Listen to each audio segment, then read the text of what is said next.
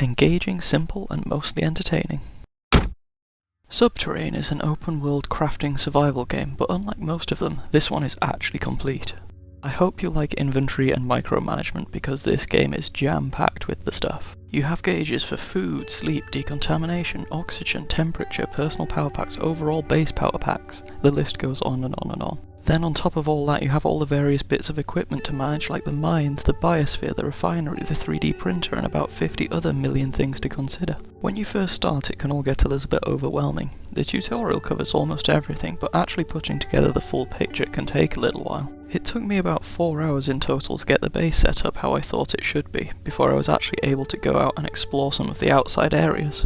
Ultimately, it all boils down to a relatively simple gameplay loop: explore, kill, loot, research, craft, and rest.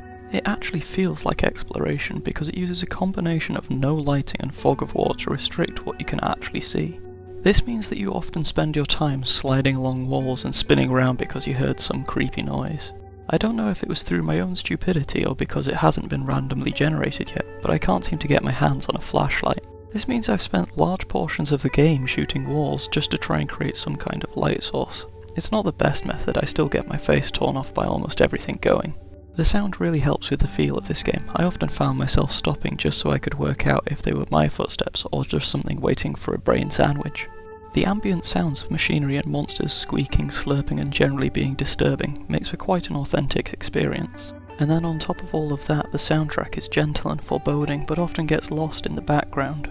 The pacing of this game is very slow for the most part, because of the regular breaks that you have to take from the action, the walking from place to place to try and preserve your limited medical supplies.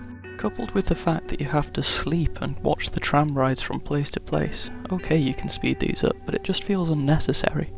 And that's the biggest problem, I think. I found myself thinking, why does the research lab have to be so far from the engineering department? If you had them right next to each other, it wouldn't take away from the ambience of the experience. It does have shortcuts, and once you work out which path is the fastest to take, it does get a little bit better, but it felt like the time away from the action could have been significantly less. I can tell that the pace of the game is increasing, the infection is spreading, and there are more weird and wonderful mutants appearing as time passes. The variety keeps the game afloat, with diverse tactics being needed to use different weapons and to avoid the particular attacks being thrown towards you. When all is said and done, I like this game. I've already sunk 10 hours into it and it still feels like I'm just scratching the surface. Almost every time I played it, I did so for far longer than I intended because you think, I'll just do this, then this, oh that needs repairing, ooh I could research that now. By no means is it the most interesting gaming experience I've had, but it's very captivating. It has a nice balance of stress and relaxation. It's currently on sale for $10.99, which if you like the setting and want to delve into the more extreme survival modes, it's worth. It has a lot of game time to offer.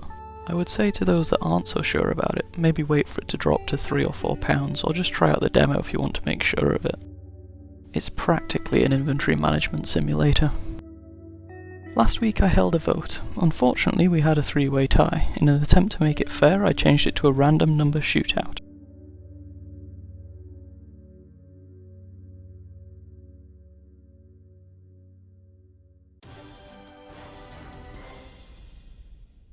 Regrettably, I now have to play Snowcat Simulator.